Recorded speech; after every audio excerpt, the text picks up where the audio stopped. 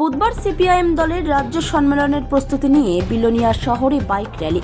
আগামী 29শে জানুয়ারি সিপিআইএম দলের 24তম রাজ্য সম্মেলনকে সামনে রেখে প্রচারের অঙ্গ হিসেবে মঙ্গলবার দক্ষিণ জেলা বিলোনিয়া শহরে এক বাইক র্যালি সংগঠিত করে সিপিআইএম দলের কর্মী সমর্থকরা। সিপিআইএম বিলোনিয়া মহকুমা কার্যালয় থেকে এই বাইক র্যালিটি শুরু হয়ে বিলোনিয়া শহরের বিভিন্ন পথ ভারতচন্দ্রনগর এলাকা পরিক্রমা করে পুনরায় সিপিআইএম বিভাগীয় কার্যালয়ের সামনে এসে শেষ হয়। এই বাইক মিছিলে ছাত্র, যুবক ও সিপিআইএম দলের বিভিন্ন সংগঠনের কর্মীরা উপস্থিত ছিলেন। বাইক র্যালি শেষে সংবাদ মাধ্যমের মুখোমুখি হয়ে সিপিআইএম দক্ষিণ জেলা সম্পাদক তাপস দত্ত কি বললেন শোনাবো আপনাদের।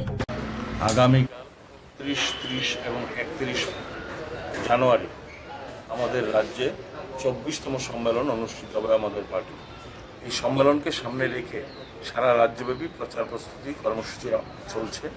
তারই অঙ্গ হিসেবে আজকে আমরা বিলোনিয়া শহর এবং ভারতচন্দ্রনগর এলাকায় আমাদের পার্টির উদ্যোগে আমরা বাইক মিছিল সংগঠিত করি এবং এই বাইক মিছিল থেকে এই আহ্বান আমরা মানুষের কাছে রাখি, রাজ্যে যে আইনশৃঙ্খলার পরিস্থিতির অবনতি, মানুষের উপর ক্রমাগত যে অন্যায় অবিচার হচ্ছে এবং একই সঙ্গে আমরা দেখছি যে যুবকদের কর্মসংস্থানের ক্ষেত্রে যে সংকট তৈরি হয়েছে, সর্বোপরি রাজ্যে যে লুটপাটের রাজত্ব চলছে এবং উন্নয়ন থমকে গেছে, তার বিরুদ্ধে প্রতিবাদ জানাতে আগামীকাল 29 তারিখের সমাবেশে আমাদের যেতে হবে।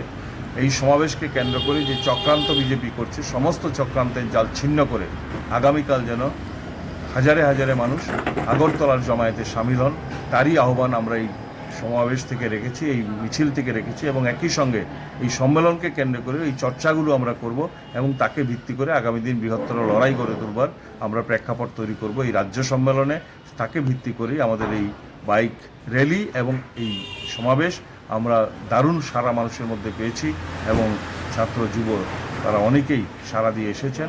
আমরা সকলকে অভিনন্দন জানাই এবং আগামীকালের সমাবেশকে ঐতিহাসিক সমাবেশে আমরা রাজপথে ঐতিহাসিক আগরতলার সমাবেশ আমরা তৈরি করব, সেই জন্য সবাই দৃঢ় প্রতিজ্ঞা গ্রহণ করেছে।